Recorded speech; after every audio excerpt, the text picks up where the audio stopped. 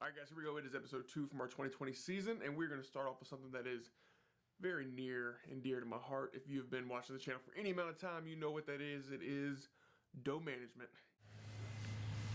We've got an absolute perfect win for our killer food plot back here by these bedding areas. Otherwise, I would just hang tight here on the field edge and wait for these deer to come up out of the woods and browsing these freshly cut soybeans.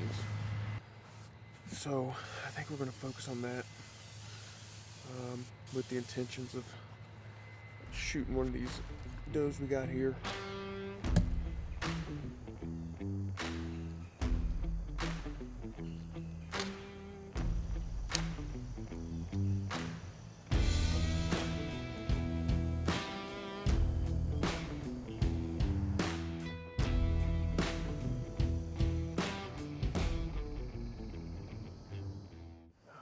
Game plan for tonight is simple.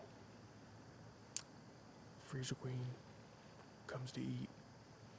I shoot said freezer queen and then take her back and I punch my doe tag.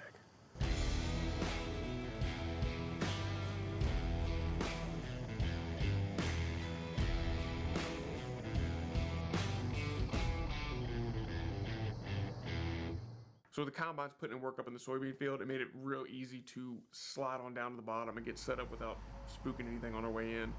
And within 30 minutes, we already had deer moving. We got a doe coming in, about 30 yards. Circling around.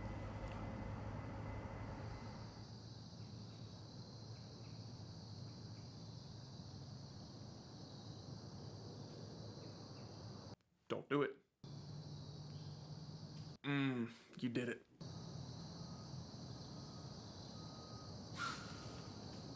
Well, y'all know the rules. Sorry, little guy. Nah, I'm just kidding. I'm not going to shoot the button buck. I am going to shoot his mother, though.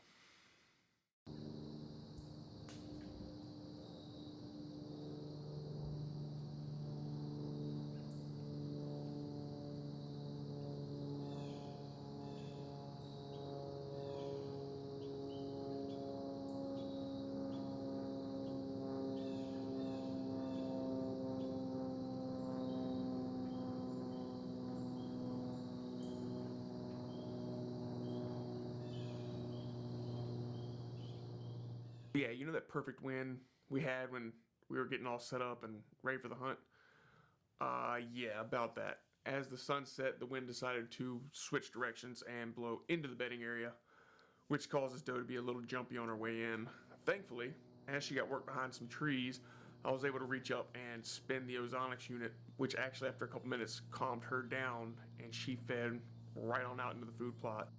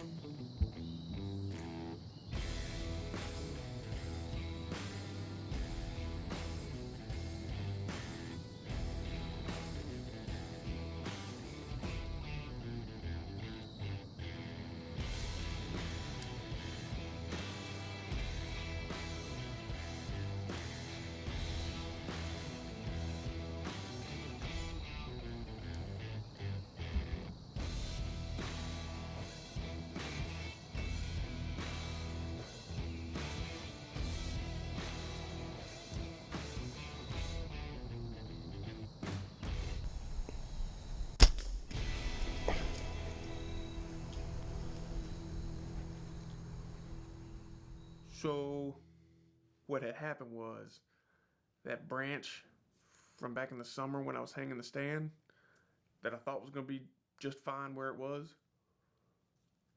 Yeah, it wasn't. All right, so I've gone over the footage probably 20 20, 30 times already since I last said anything. After looking at it, it looks like after that arrow hits the limb, you see a big white flash that goes to the left.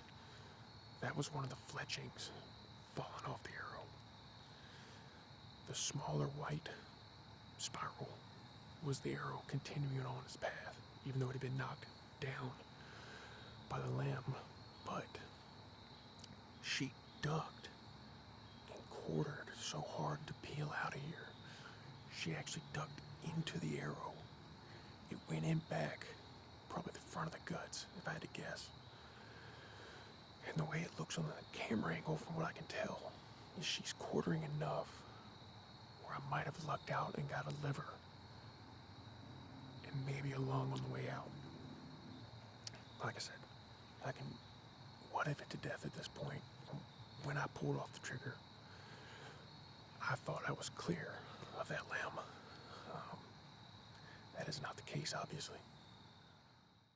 So I waited till dark. I was able to slide out of my stand and slip over to where my arrow was, and was actually pretty surprised with what I found. The arrow was actually covered in some pretty decent blood.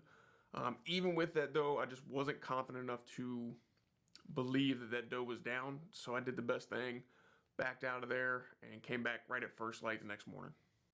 All right, guys, what's the next morning? We're gonna head on down, ease down here to the food plot, and get on some blood. We broke down the footage last night at home, and feel a little bit better about the shot.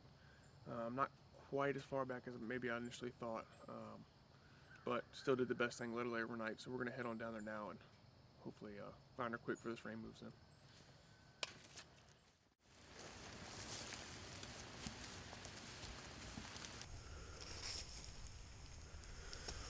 So there's a heavy track.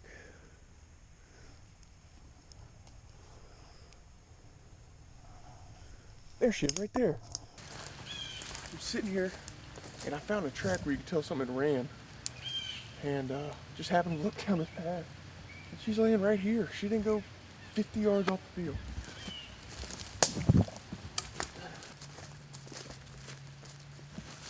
Eggs don't get any better than that. Any better than that. It came out right behind the shoulder. And as a double win, the coyotes didn't get to her. We're gonna pull her down, get her gutted up real quick. All right, guys, we finally got her all pulled up out the woods. So as you can see in the footage, the arrow kind of gets deflected by the limb.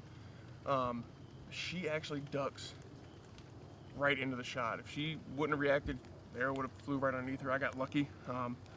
It entered in right behind this last rib, and she had ducked and turned so hard that it actually came out right behind the offside shoulder. When we gutted her out down to the creek, actually punched the offside lung, kind of where I was thinking. So I was shocked. I knew for sure this was a gut shot and this deer was going to be gone, you know, God knows how far. We got lucky she didn't make it 50 yards off the killer food plot. We were looking for blood, and I just happened to look up where I found a track that was running. Look up, saw white belly. So not the ideal way to get it done, but regardless, we've got meat in the freezer.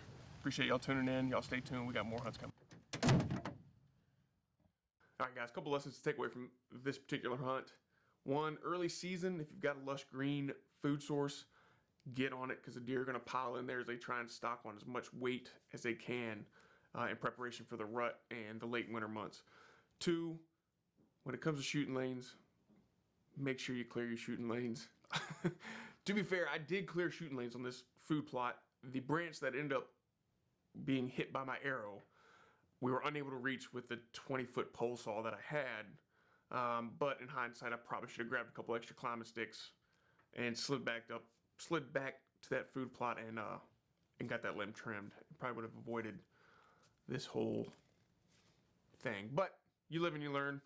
You make the best of it, and you keep moving forward. So appreciate y'all tuning in. Don't forget to subscribe if you're not already. And until next time, guys, don't forget, pin 'em and stick 'em.